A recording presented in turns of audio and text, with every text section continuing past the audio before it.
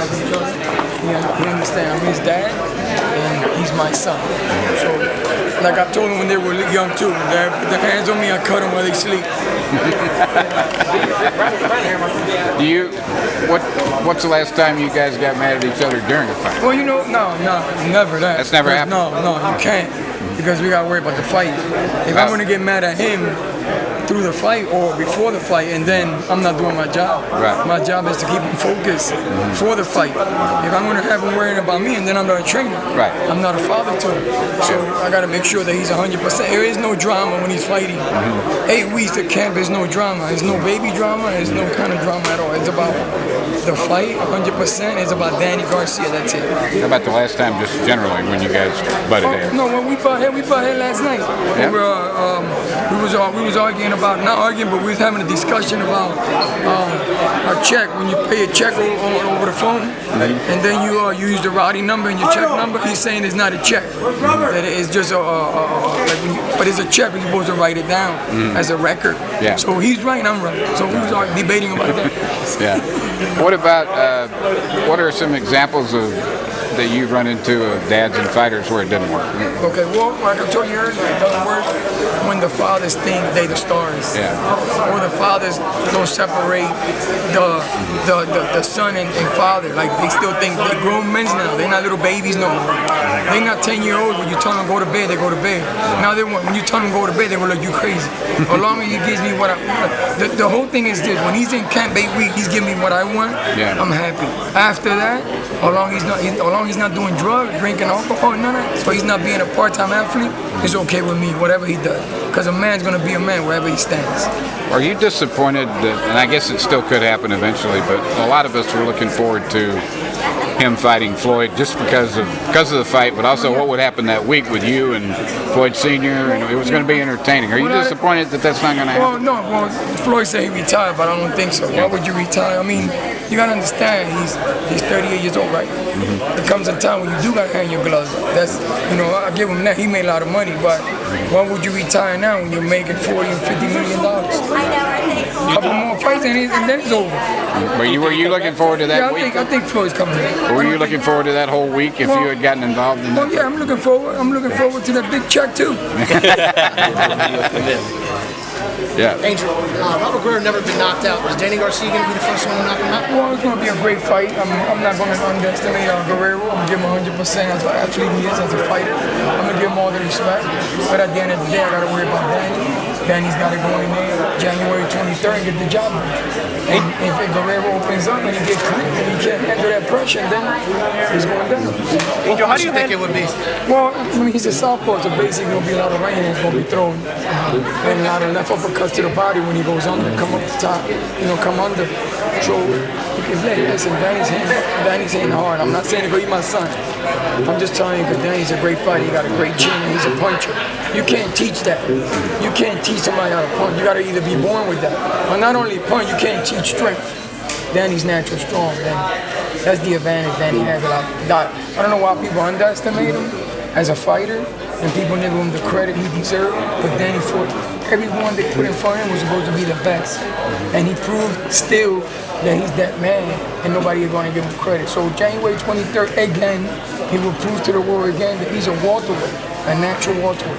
We fought junior welterweight. Now we coming at the welterweight division. The dominant come like a tornado and take everything.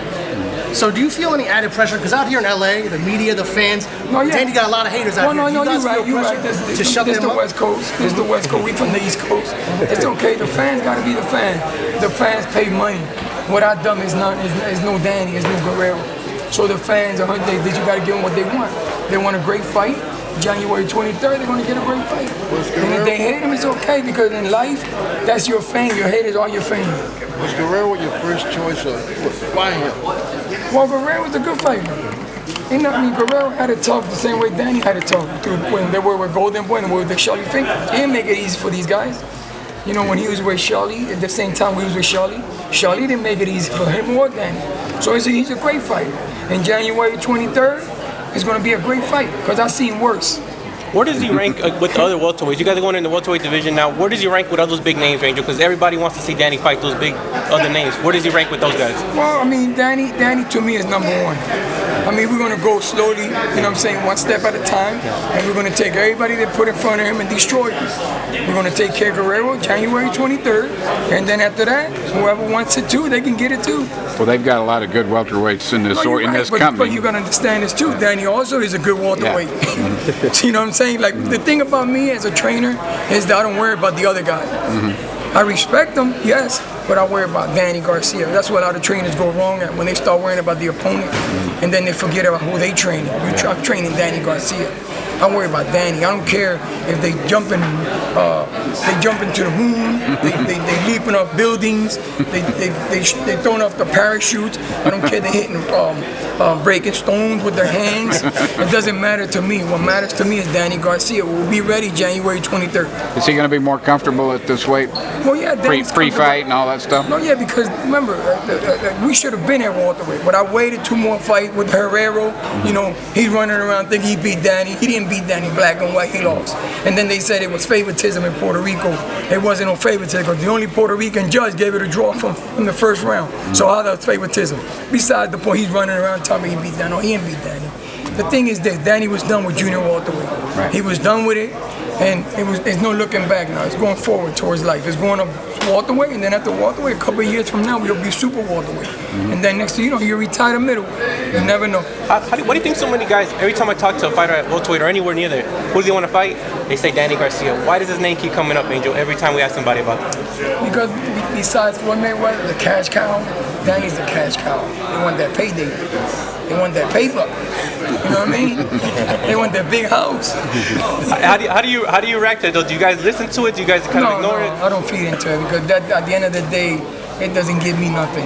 That doesn't make me no better than you. You know what I mean? I don't feed into that. To me, that's gossip, and I don't feed into gossip. I'm a man. Mans don't feed into that gossip. You know what I mean? To me, people like it. You know, they like reality shows, all this drama and all that. That sells. Drama sells. But the truth is, there is a God. We believe in God. And then January 23rd, God will be with Danny, destroying whoever's in front of him. Is this a big deal? How you doing, first of all? Good to see you. I'm always good.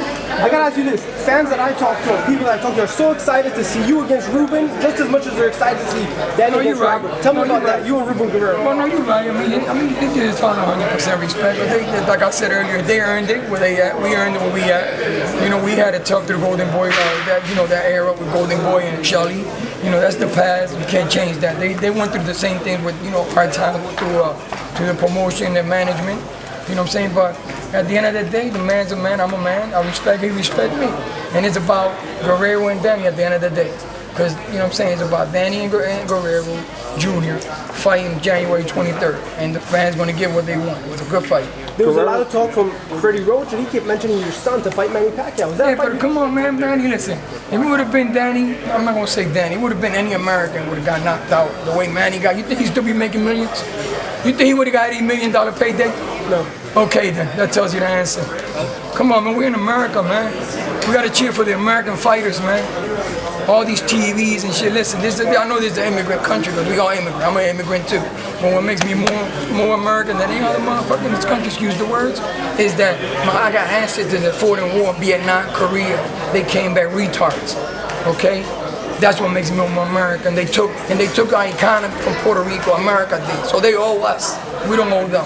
Okay, if Mayweather comes back for number 50, do you want to see your son fight him? Oh yeah, if Floyd wants to give us a shot, why not? Who don't want to fight Floyd Mayweather? Everybody. Yeah, exactly, but I'm not going to predict it because it's up to him. If Floyd wants to give us a fight, we'd be honored to take it. But we're going to worry about Guerrero January 23rd. Is he still the same fighter, Floyd? Do you see him at the same against Berto? What did you see in there? Well, yeah, I mean, Berto, it was a good fight for Berto, you know what I'm saying, for a payday, to me anyway. I like it. I like exciting fighters. I like young fighters. You know, Floyd's not old, he's 38, but back in the 80s and all that, he would have been an old fighter. You know, he still got his defense, you know what I'm saying, but the thing is, would he fight a guy like Danny? They could punch? Because remember, for you to hit, you gotta come in, you gotta open up. So sometimes you gotta sacrifice and get hit. Yeah. The thing is, Will Floyd fight Danny? Nobody knows. But if he do, hey, listen, we'd be honored to take it. Have you thought about that fight in your head, Angel? How that fight will play out if they do? Well, fight? yeah, I thought about it because I look at Floyd and I try to, he's not hard to fight. Like, it's just people fighting the wrong game with him. They think when he's against the rope, go crazy on him. Yeah, you wasting energy, man. All you gotta do is touch him with a jab and call him out. So would you say he's TBE, or where do you rank him? Because he says he's the best ever. Where does Angel Garcia? Where do you put him? To me, I give Floyd a whole lot of credit. I give Floyd a whole lot of credit. You know why? Because I've seen fighters out there fought worse fights and they gain 100% credit. And Floyd, listen to this. If Floyd didn't fight nobody, right? Let me put it to you this way. He fought nobody. Why? If Cotto and Canelo fought and Floyd beat both of them, and while that was a big fight, and he beat both of them. So he fought nobodies. You get it? Yeah. They say he fought nobodies, but he fought Cotto, he fought Canelo. And beat him. He beat both of them, so why they big fight and he fought nobodies? Well, no one's been able to do those things against Floyd. I mean, what could Danny do? Meaning is this. But what could Danny do against Floyd that no one else has Well, been we're able not going to worry about Floyd because Floyd, first of all, he retired. He's somewhere in Russia right now enjoying himself. With the tiger. Yeah, when he's at Turkey right now. There you go, in Turkey. He's enjoying his life right now. So let him enjoy his life. We're going to fight Guerrero with January 23rd. We're going to worry about Guerrero. We're not going to underestimate Guerrero. We're going to stay focused. Fight Guerrero. If Floyd comes back, because basically he retired by law. He retired. So if he do end up coming back from retirement and he's willing to give us a fight, why not?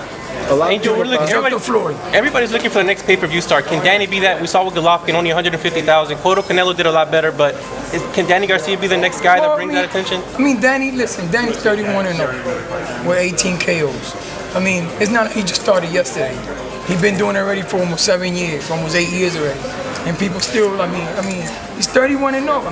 I mean, it's up to the people. And if not, it doesn't matter, pay-per-view. Because we got Al Heyman, the father of the fathers. Angel, Guerrero's last fight. Doesn't matter. We don't need pay-per-view. Angel, Guerrero's last fight, a lot of people thought he lost. Maybe just didn't look as good. How do you not underestimate Guerrero going into this fight? Well, the thing is this, just because he fought like that night, doesn't mean he's going to fight Danny like that. That's why, because styles make fight. And just because you had it's like when you spar, you do bad in the gym. People think you suck. You might spar with a bum, and the bum might get over you. Don't mean you're going to fight like that. It doesn't mean that. I got to take him very seriously. Very, very serious. I don't care who he fought. To me, he won, because by black and white, he won. I got to take him very seriously. I'm not going to underestimate him, because at the end of the day, he's coming to win.